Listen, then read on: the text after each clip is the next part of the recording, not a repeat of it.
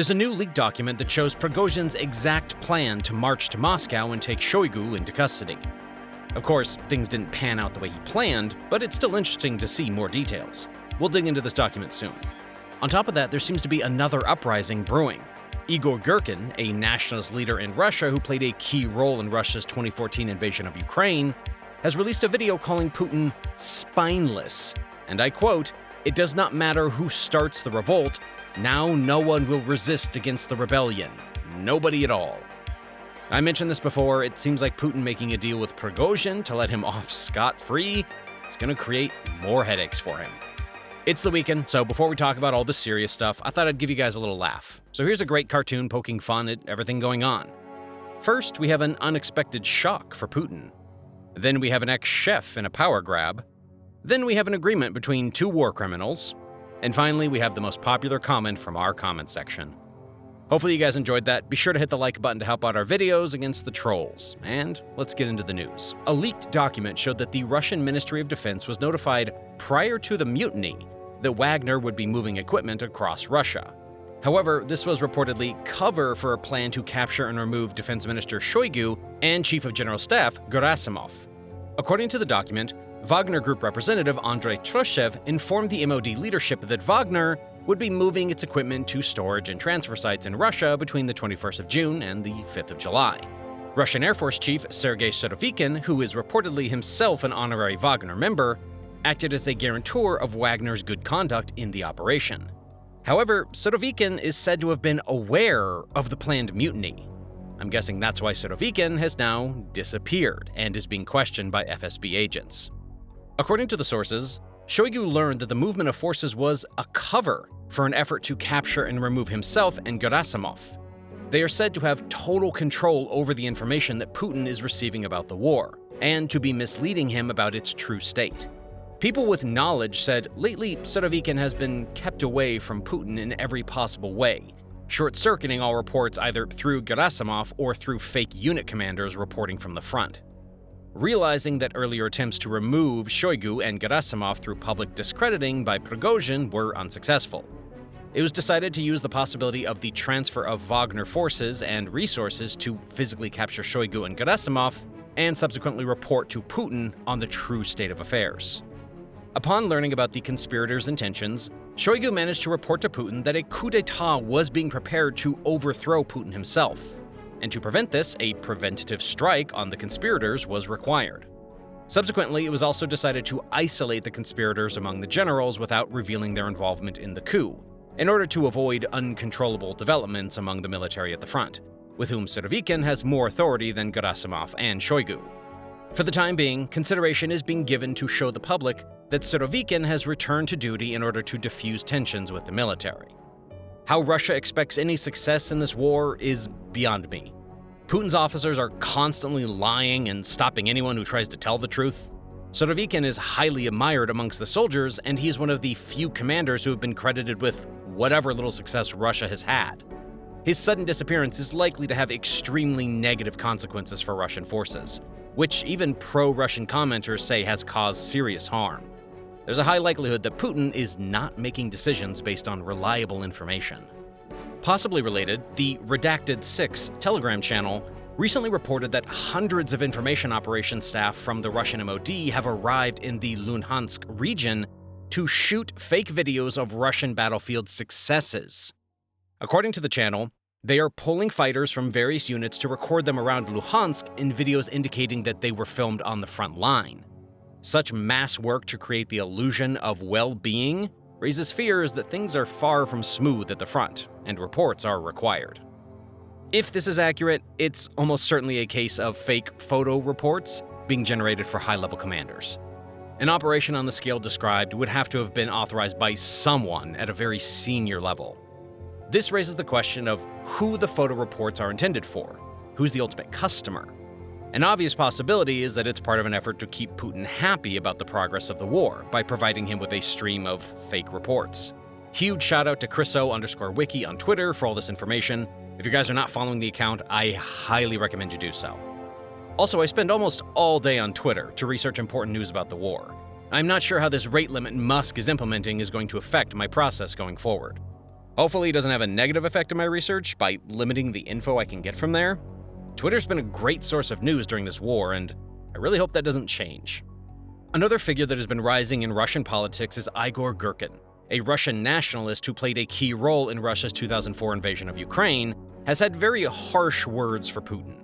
Even before the coup, he was not happy with the way Putin was handling the war. Our commander-in-chief is not going to win this war at all. Whatever victories our army achieves in this war, we are going to lose it with such an approach of the country's leadership. A year ago, the enemy attacked nowhere.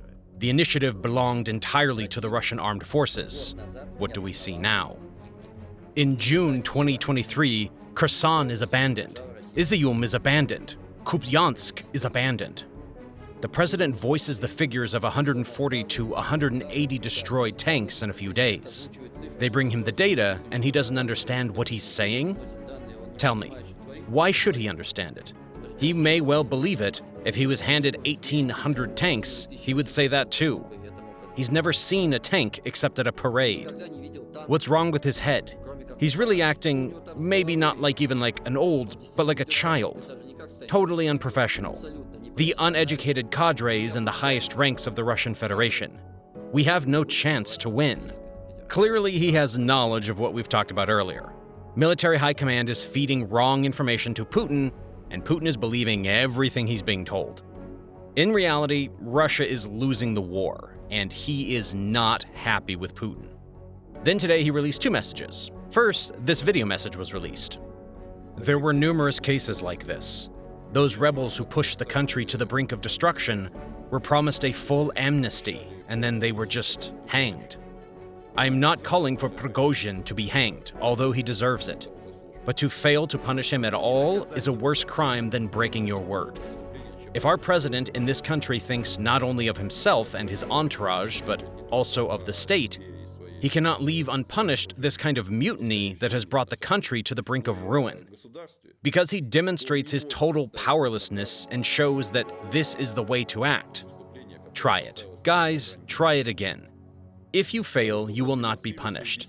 Because I am spineless woodlouse and cannot punish those who forced me to pack my bags and rush to a plane and fly to St. Petersburg. Crimes of this kind cannot remain unpunished. So to be honest, it's not that I expected, but I thought that Prigozhin would be promised everything and hanged later. No? They couldn't manage to do even that? Clearly, Gerken is not happy with Prigozhin getting amnesty after a coup. He also decides to take a shot at Putin, who was so scared during the coup attempt that he left Moscow and went to St. Petersburg to hide. Gerken hasn't been happy with Putin for a while now, but he's really picking up his attacks against him. Could this be a sign of something he's planning? We have to remember that Prigozhin has increased his public attacks against Shoigu and the Ministry of Defense while he was planning his coup. Gerken doesn't stop here. He decided to publish another message today, this time just text. In the message, he mentions that a week since Prigozhin revolted, which shot down 6 aircraft and killed more than 10, no one knows for sure, Russian soldiers, no measures have been taken to punish the rebels.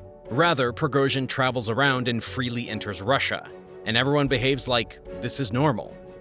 Here he's referencing pictures of Prigozhin that were taken recently while he was traveling from Moscow to St. Petersburg and then back to Belarus. He was just openly roaming around Russia and gathering his things, all the while he was supposed to be exiled to Belarus. None of the incompetent or cowardly government leaders, nor those who ran away when Prigozhin showed up, have been punished. And the president doesn't even talk about it. Here he's referring to leaders like Peskov, who left Moscow, if I'm remembering correctly, while Prigozhin was marching towards the city. Shoigu and Gerasimov were nowhere to be found during the coup. Putin can't really punish his leaders for hiding when he himself left the city to hide. He continues, the result? Another rebellion is not far off. We only need to wait for another defeat at the front and the rebellion will begin. It does not matter who will start the revolt. No one will resist against the rebellion. Nobody at all. It makes no sense risking your life defending such a useless and miserable government.